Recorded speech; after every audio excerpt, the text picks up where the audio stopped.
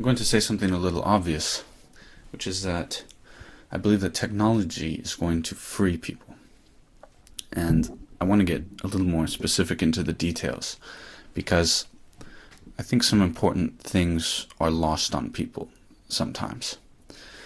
You sometimes see this sort of trope out there that the future is communism. The future is a world of infinite abundance where everyone can have whatever they want. And it sounds nice. It sounds like a romantic ideal. But there's a significant problem with this that I think people who espouse these ideas don't think of at first. And perhaps the problem is that maybe they don't understand exactly what communism means, but for a lot of people that might be a strawman argument. But nonetheless, I think it's necessary to sort of lay down the definitions of some basic terms, specifically communism, which I think is essentially the workers owning the factors of production. So, that's the easiest way to put it. To put it in a more economic terms, it is when the workers own the capital. So, the capital, of course, is the means of production. You have financial capital, which is just money, and you have capital goods, which are your machines and so forth, tools. And then you have human capital, right? All of those things combine to produce things and to provide services, goods and services, to create GDP. So yes, another way of putting it is that the workers own capital. So it is not a system without capital, right? So it's not that they're specifically against capital, but they're concerned with who owns it.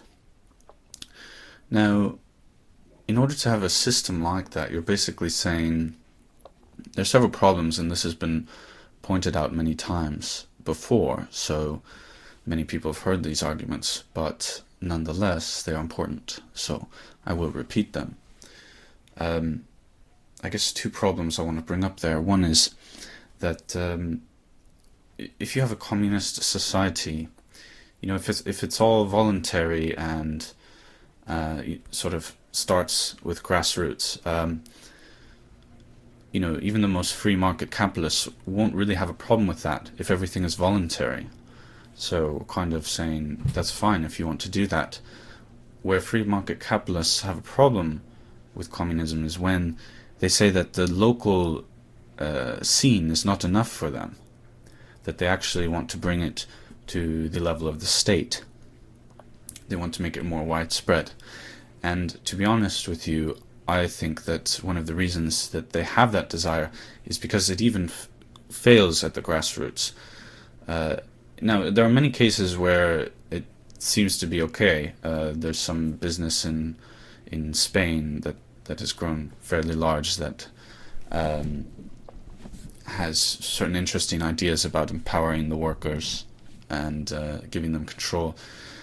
And I'm sure there are many communities throughout the world, here and there. But, you know, if people are free to leave those communities, eventually, I think it often occurs that people want their own possessions, right? There's a society in California where people go and I don't think there are any police or anything. It's just this kind of anarchist society, and you'll find there are a lot of fences around. People are preventing others from stealing their possessions and kind of saying, well, this is my territory. Now, this may not be very consistent with a communist outlook unless you view that as their personal property, and you make a distinction between the personal and the private, which I don't know about that. On some levels it seems kind of arbitrary. Is your house private property, or is it personal property? I mean, the distinction seems like a game of words to me, but Now, I guess the house is a classic example because we have the problem, right, of who's going to build the house, who's going to maintain it. Houses fall apart; they require maintenance. I don't know about you, but I visit my parents sometimes. They're divorced, so that's two different families. I visit my extended family. I visit families in Japan, etc. And everywhere I go, I see, sometimes things go wrong. The refrigerator is broken. The gas stove is broken. There's an electrical outlet here that doesn't work. There's a bunch of mold growing in one room. A couple of rooms maybe are full of junk. And then eventually, the house should ultimately be torn down at some point. Especially in Japan, they have earthquakes, so people want to tear down their houses and build new ones with higher standards to prevent damage from earthquakes, etc. So it's kind of an ongoing problem. It costs money, and someone has to do it, and it's not clear to me in a communist situation. I'm not talking about the far future where we have robots that will do everything for us, but in the near future, this is a problem, right? Who's going to build all those houses? And a lot of people argue, at least in America, that we have all the houses that we need, and that may be so, but it is a system of respecting private property rights that has created all those houses. Let's say there are extra houses that are empty that are owned by investors, etc. I agree, maybe we could house all of the homeless with those vacant houses, but if we do so, we are now disrespecting private property rights, and we are destroying the incentive for people to build more houses. Now, would those people have built those houses, both the investors and the well, if they're getting paid, maybe they don't care, but whoever put up the money to build those houses, would they have done it if they knew that it was simply going to be taken from them and given to other people? I don't think they would have spent the large amount of money required to build a house, to buy the land and build a house, if they knew that. So I think that is a problem, and kind of shows some of the problems that happened in various places where Marx's ideas were taken very seriously, such as the Soviet Union, etc. They really did have problems of incentives breaking down, and people not repairing equipment, etc. There's a story I saw on Japanese television where it used to be famous, Japanese people visiting communist China, it used to be famous that Chinese store clerks would, when asked if somebody wanted to purchase something, the store clerks would simply say that they don't have it, even though it's abundantly in stock right in front of them. It's easier for them, they don't get any difference in pay whether the customer buys it or not, and they can't get fired. So they just say, oh, we don't have that, even though it's right in front of both of them. That this was kind of famous. The customer for them was irritating and annoying. And if you can't get fired, well, I think any situation where you can't get fired can cause problems. And as an interesting little note of trivia, I think in America it's like, of government employees, out of 100 years, a government employee gets fired once. So basically, in 1 year of work, you have a 1% chance of getting fired. Quite different from the private market. You have many situations where people don't necessarily have to do a good job.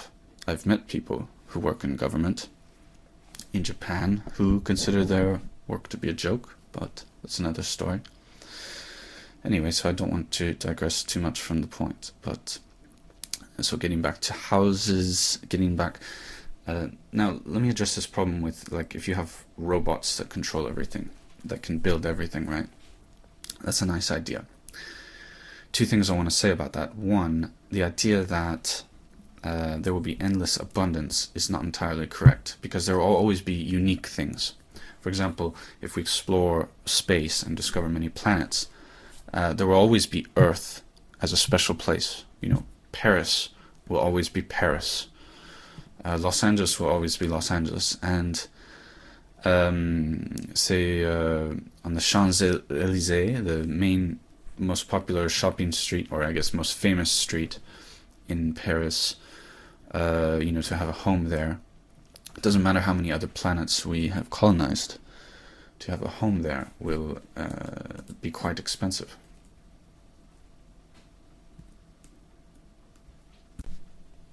So that is one problem of uniqueness, that in fact some degree of scarcity will always exist. And I think people who haven't studied economics, I see sometimes almost like a meme that scarcity is a myth.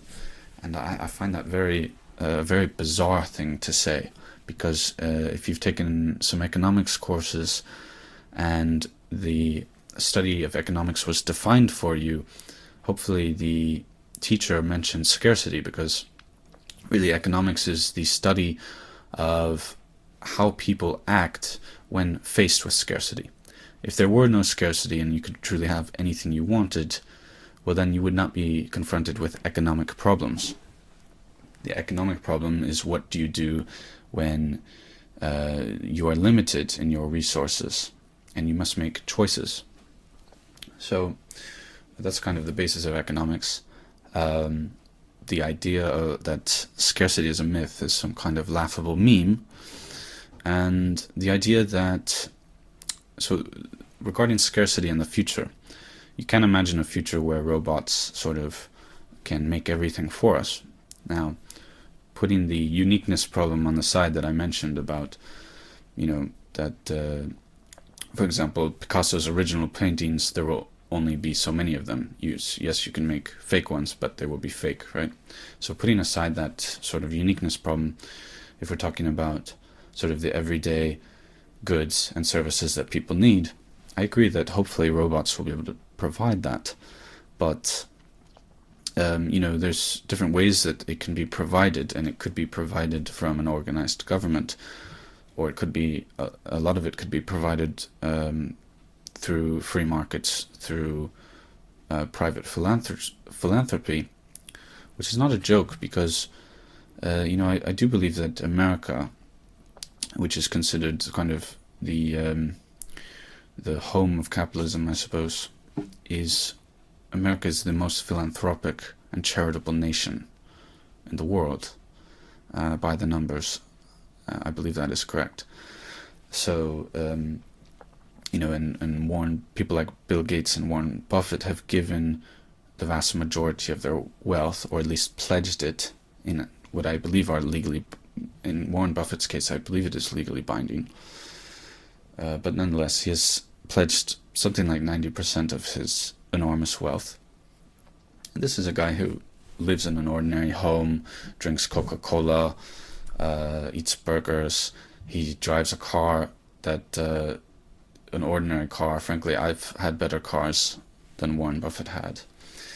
And so yes, he's a bit of an investment geek. He says that he goes to work, he tap dances to work. And so he's kind of just obsessed with his work. And he says that the one luxury that he does indulge in is a private jet, which allows him to travel and may be important for his work. So that's Warren Buffett. So you see a lot of this charitable activity. Now there's a kind of catch-22 situation, because if most people in a country are in favor of this sort of charitable activity to support people who are worse off, if there's a majority in support of that, then presumably you would be able to achieve that without using force, okay? Because government in general and socialism, so I haven't defined socialism, but I will do that. they use force, right? They use taxation. You don't really have a choice if you live in such a society. So I want to talk again. I need to mention the definition of socialism that I'm using, which is government ownership of capital, government ownership of the means of production. Now, some, like Noam Chomsky, have taken a looser definition of socialism, that it's basically, in general, doing things for the workers, which he kind of uses that definition because he wants to look at every government that has ever tried socialism, and he wants to say that that is not socialism. Now, and I just want to clarify that, places like Denmark are not socialist states. They are not socialist economies. This, as many of you probably know, Bernie Sanders, during the 2016 election, continually mentioned that, he continually talked about Denmark as a sort of socialist society. And the Prime Minister of Denmark made an official statement saying that Denmark is not socialist, it's a market economy, and that Bernie Sanders shouldn't refer to it as such. And indeed, Denmark is a market economy. Now, in fact, a lot of people don't realize this, but America and Denmark, Norway, Sweden, their economies and governments are not that different from each other, actually. They're all mixed economies.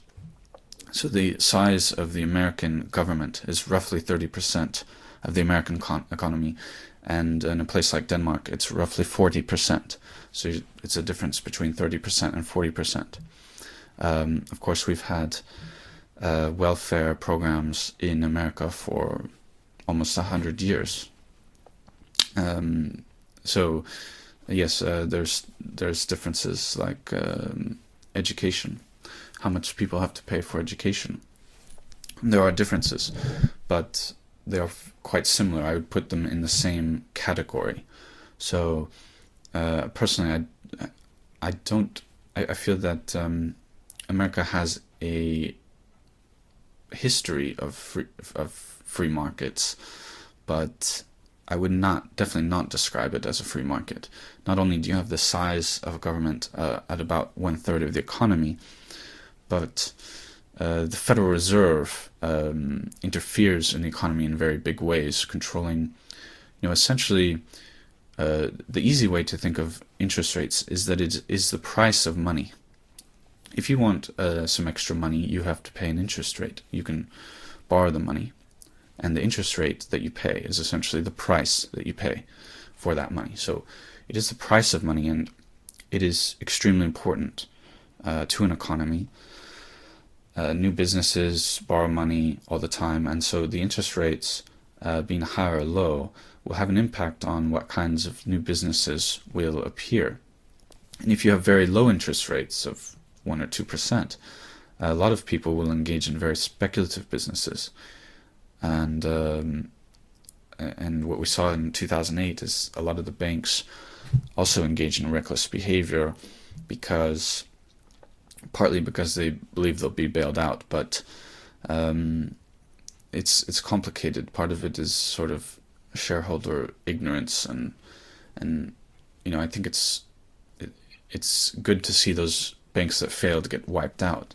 The doctrine that too big to fail is a real thing, and we have to do everything we can to bail out huge banks, was proven false by the 2008 crisis, because the 2008 crisis was a in Japanese it's called the Lehman shock, because that was the big event, was when Lehman Brothers, they failed, they went bust, and the Federal Reserve could not arrange the means to bail them out. They tried very hard, working with the Treasury, and it's very cynical, this activity of bailing out the banks. It's government giving or lending quite a lot of money to some of the richest people in the world, in order to prop up the financial system.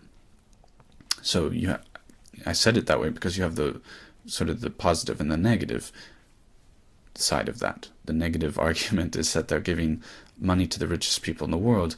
The positive aspect is they're trying to prop up the economic system. But what we've seen, like I said, is that it proved that it's not necessary, because they failed to bail out Lehman.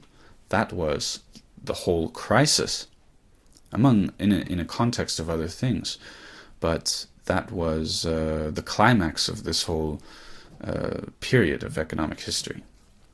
And so they failed, and what did we see? We saw that just a few years later, banks were making record profits, more than they've ever made before, and their share prices skyrocketed from 2009 probably to now. I haven't checked the last few years, but I mean, a few years later, it was a fantastic time for banks, and this is despite the fact that they weren't able to bail out Lehman. So if they had bailed out Lehman Brothers, it would have been even better. And sure enough, the economy came back around. So obviously it wasn't necessary to bail out Lehman Brothers. They were obsessed with the idea that it was necessary, but apparently it wasn't, because the economy came back around.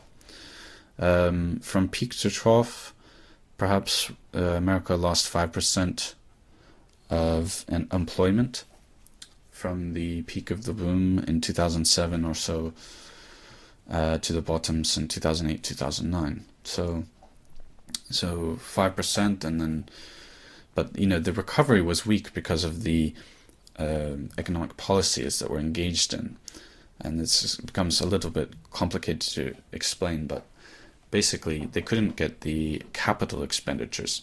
I'll only spend brief time on this because I think it requires more research to really understand how this works, but the capital expenditures, basically, like I said, capital is the means of production. So the capital expenditure is spending money on means of production. In other words, purchasing machines, repairing plant facilities, etc. They are the capital expenditures, or capex, are the investments that businesses make.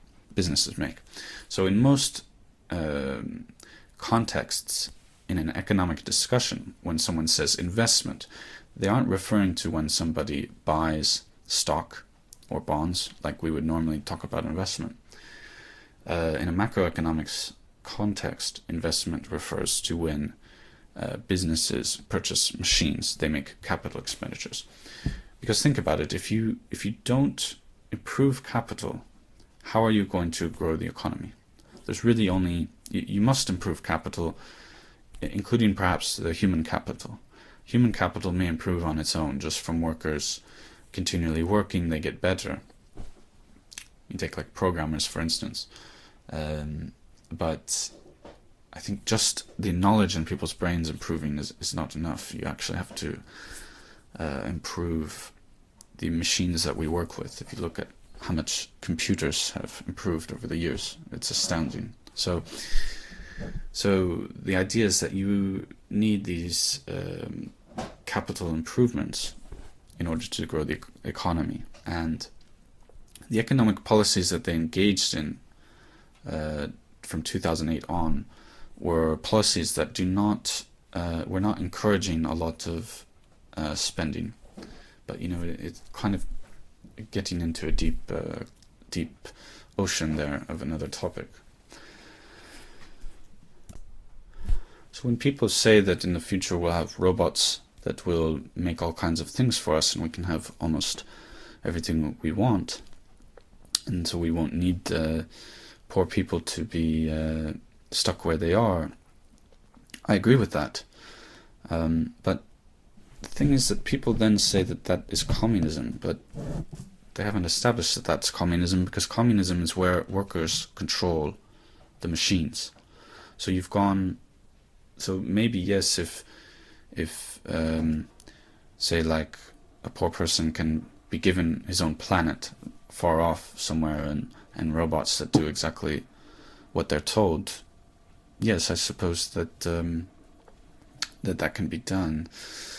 But where I disagree is just where communists say that you're not going to have private property, that private property of machines is not possible. What I just described of an individual being given their own planet with robots and all that, you're giving them private property, aren't you? So people need to remember that this debate of communism and socialism and free markets is really a debate over who gets to own machines. And when you say that the future is communist, you're saying, or socialist, you're saying that individuals in the future will not be able to own machines. It's essentially what you're saying, because if individuals are allowed to own machines, they can build their own factories, etc. That is private ownership of means of production. That is not communism, that is not socialism. A lot of people would say that's capitalism. But actually, I think the word capitalism is a problem. I'll just briefly mention why. Because in this frame of this discussion that I'm having right now, based on those definitions, then capitalism is a system by which you have private ownership of the means of production. Private ownership, right? Well, here's the thing. Private ownership is a concept that's existed since before humans were humans. People have had the idea of, even dogs can be territorial. All kinds of animals can be territorial. And humans, since before recorded history, in many cases have been territorial, have, for example, as soon as we started making tools, I'm sure some people said, no, this is my knife. This doesn't belong to everyone. I made this. And it advanced from there. Later in the Industrial Revolution, a machinist could have built a machine and said, this is my machine, I built it. It's not to be taken by the government and used by everyone. So this idea of private ownership is not exclusive to what people call capitalism. People in fact, they don't realize it, but when they attack capitalism, they generally attack economics in general. Marxian economics is a tiny, insignificant niche of economics that's been sort of ruled out because it's absurd. Marx's ideas were based on something called labor value theory, which is at face value absurd, and it's just been debunked for many decades in economics and is not taken seriously by anyone. And that's one of the things upon which Marxism is based. Labor value theory is the idea that prices get their price based on how much work was put into creating that thing. But if you find a diamond on the street, or if you spend a week mining for a diamond, it has the same value in the marketplace. So it's an absolutely absurd theory. And defenders of Marx will then say, well, it wasn't Marx who made it. It was Adam Smith and Ricardo who made labor value theory. And that's true. But it's not, it doesn't matter who made it. That's not part of a logical discussion. If you base your ideology on an axiom or a set of principles, and then we show that the axiom or set of principles is flawed, it means that you have a problem for your entire philosophy. So it doesn't really, it's a non sequitur, a red herring, that Adam Smith and Ricardo expanded these ideas. Adam Smith was starting, economics wasn't a thing back when he wrote Wealth of Nations. So it really is a non sequitur there. Labor theory is, you can look it up. Look up Marxian economics on Wikipedia or wherever else on the internet or in a library. It is a tiny, insignificant portion of economics that is not important. So when people define capitalism, or when they describe the history of capitalism, they usually start with Adam Smith. And without, whether they realize it or not, what they're really attacking and describing is just the history of economics in general. So there isn't really a clear definition of what capitalism is supposed to be. It's really just sort of an intellectual's epithet, essentially.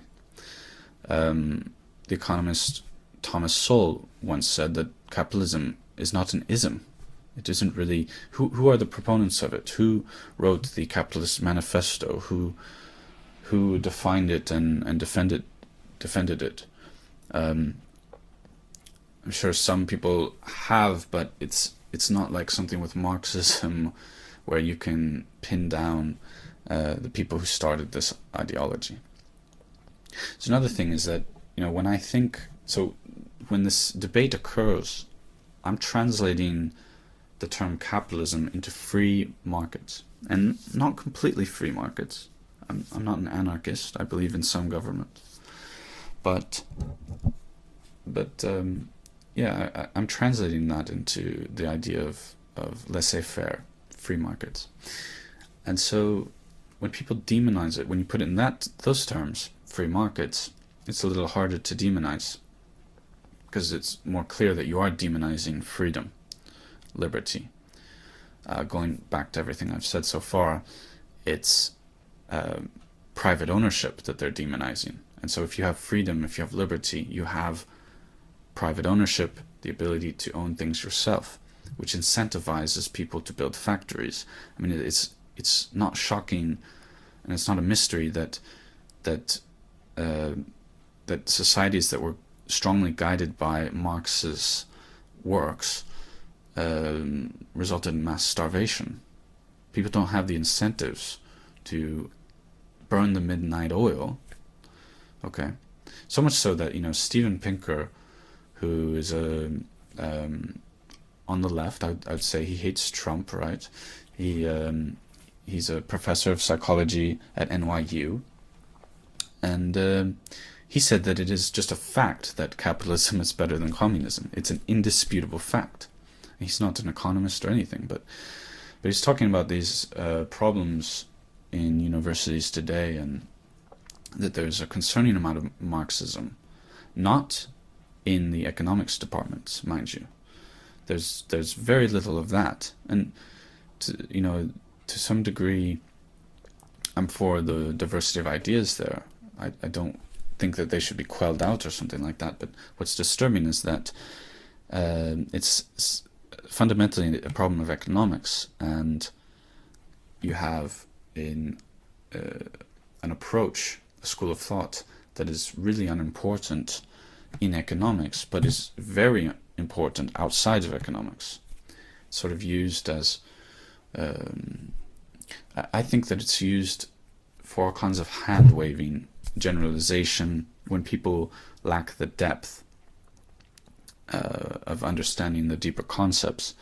They use it to justify and rationalize often an anti-Western sentiment, but basically people who are very left-wing, they fundamentally are sort of against traditional values, etc. on average. They want change in society. So if you want change, a lot of those people want to sort of break up and tear apart a lot of structures that exist. And so Marxism is used as a kind of rationale, justification for that. Post hoc justification. So anyway,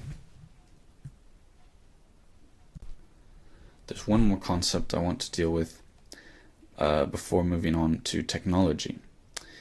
There's one more concept, and that is the idea of the association of, let's say, colonialism and imperialism with capitalism. And again, the word capitalism is a poor word, I think, because it's so vague. To the layperson it's vague.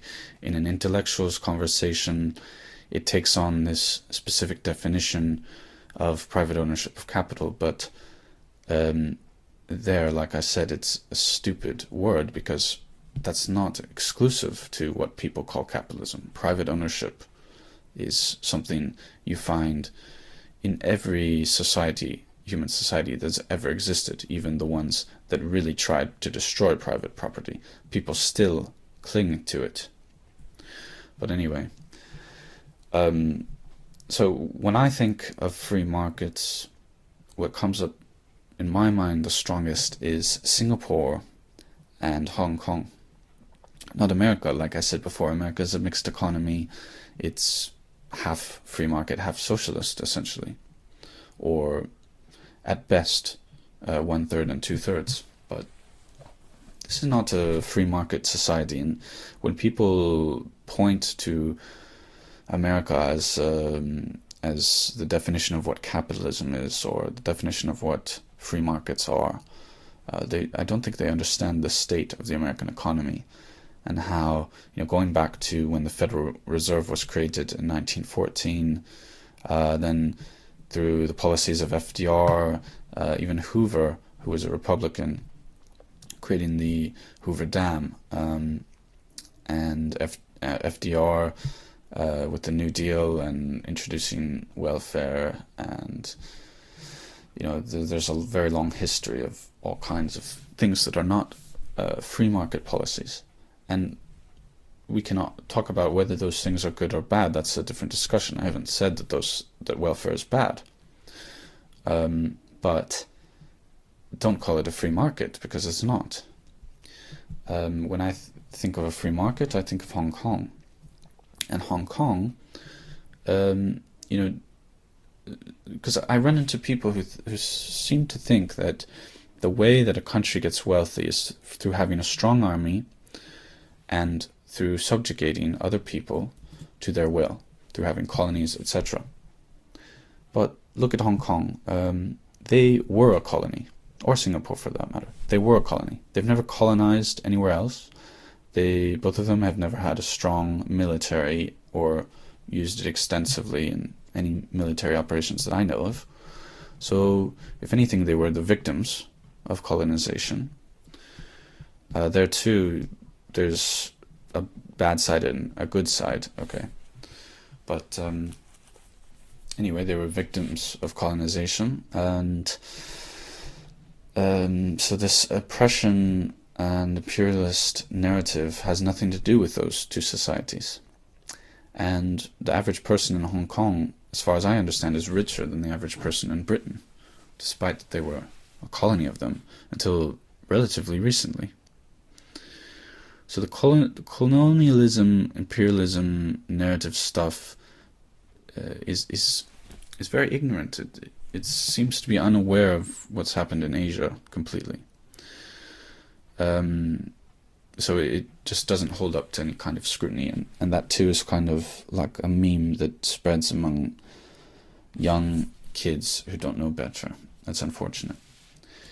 But they really, if they're going to explain that, they really need to be able to explain to us how Singapore and Hong Kong are rich.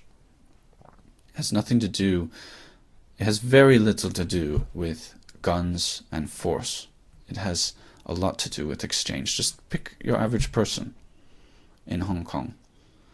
There's a story of their well-being. If you're going to describe it, just be an economist for a moment and describe how they get their well-being. Is guns and violence a big part of the story? It's mainly about exchange, work, all right? And this is kind of the tradition of economics, is explaining where wealth comes from.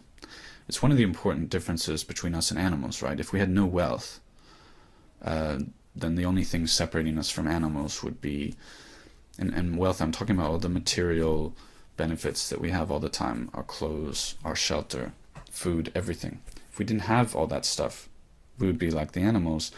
We would have language skills, opposable thumbs, But other than that, not much to differentiate.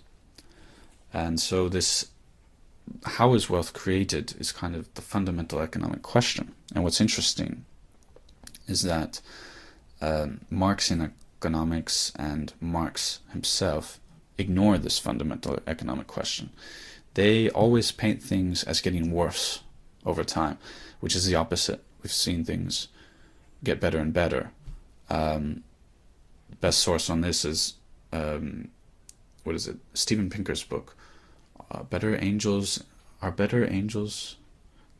I forget, but he's got a book about that. You know, things have gotten better. 1 billion people have been lifted out of poverty over the last 30 years. It's not a story of guns and violence. It's a story of exchange. It's an economic story, okay, of people exchanging goods and services, of trade that is not excessively restricted by government policy and intervention. That is a story of how people have become more wealthy, and it is therefore sort of the story of what economics has to offer us, what economics explains for us. So that's kind of a fundamental concept. So I want to move on from that and actually talk about technology. Because technology is actually what I wanted this to be about. But, you know, you immediately get into this confusion if you talk about robots running everything.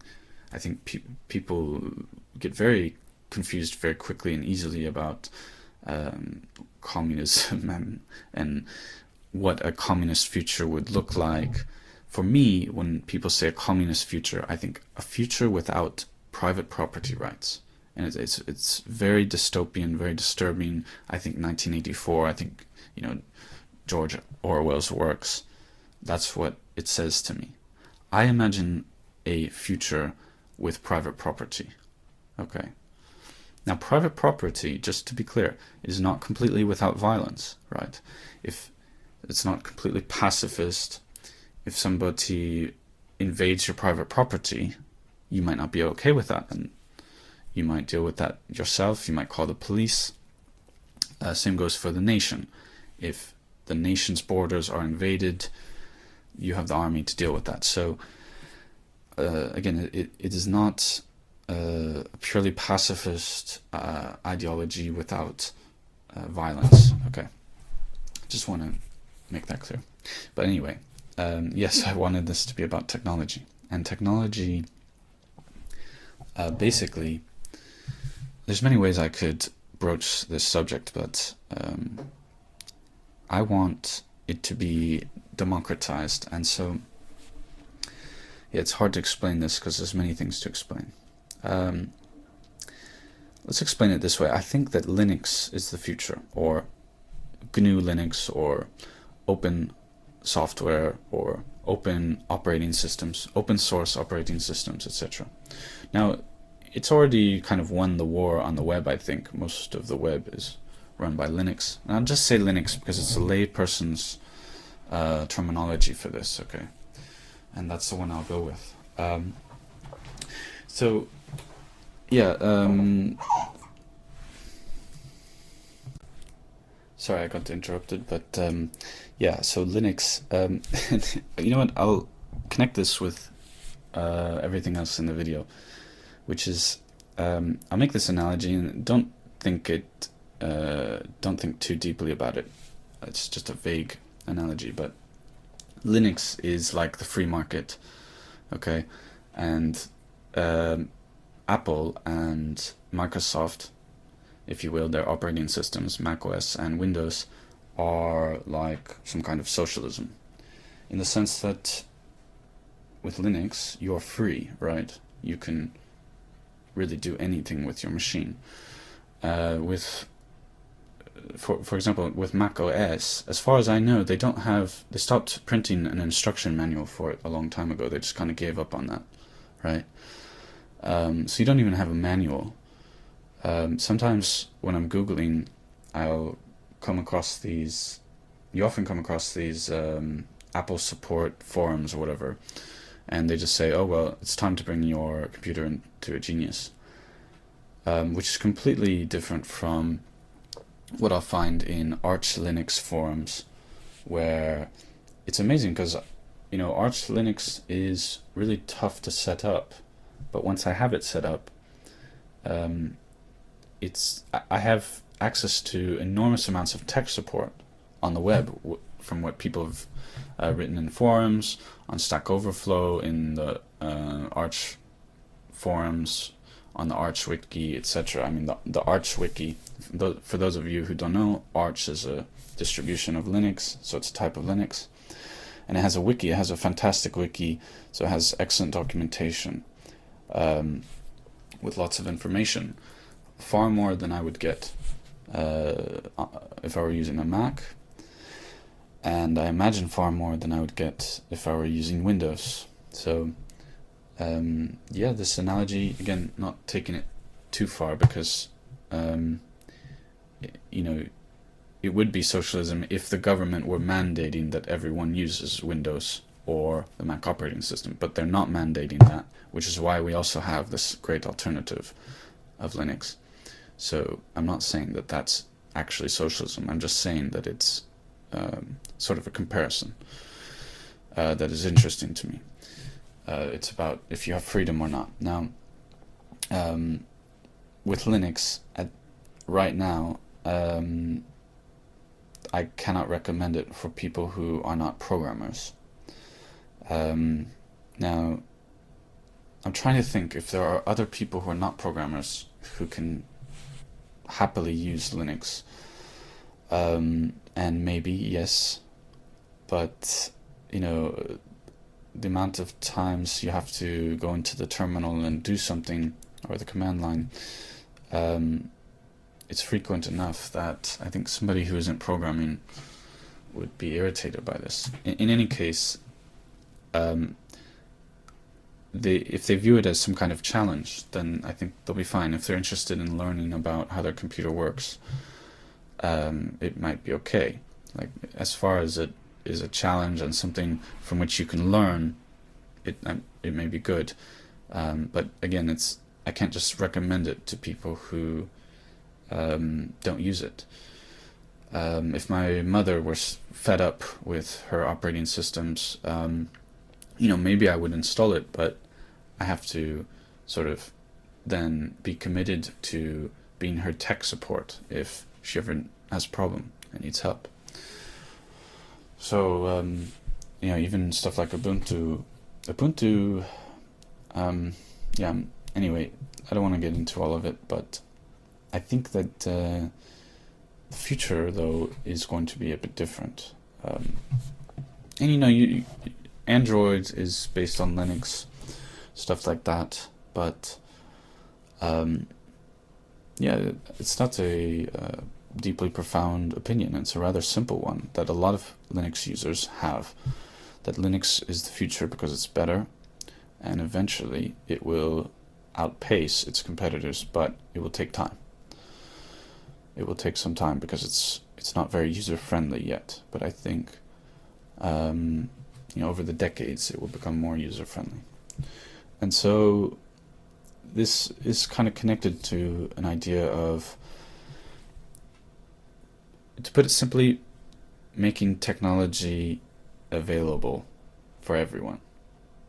Or some people call it the democratization of X, but you sound like a French intellectual, I guess, if you say that. So the spread of technology, and just I admire the idea that today a poor individual, hopefully in India or Africa, if they get lucky, they can get access to the internet, and some of them may go on YouTube and find tutorials on the internet and learn how to program a computer. And so you could have geniuses out there who are otherwise maybe would not have the means to kind of break out of their situation and become somebody who's going to benefit a lot of people. But because of the internet, because of technology, I think it opens a lot of doors, a lot of possibilities for that. And I think that what I envision, what I would like to see, is tons of resources. Of course, there already are a lot of resources, but I think we need a lot more resources online, helping people with technology, describing, I installed Arch Linux on 2 MacBooks recently, and it was pretty tough. It was hard finding information. It's easier now. I tried some 4 or 5 years ago, and I couldn't find the information.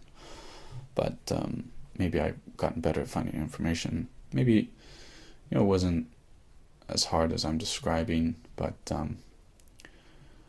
yeah, it's certainly not easy. So what am I saying? Well, if the future is Linux and this kind of stuff, we just need to keep pushing in that direction and work on making software more user-friendly for more people.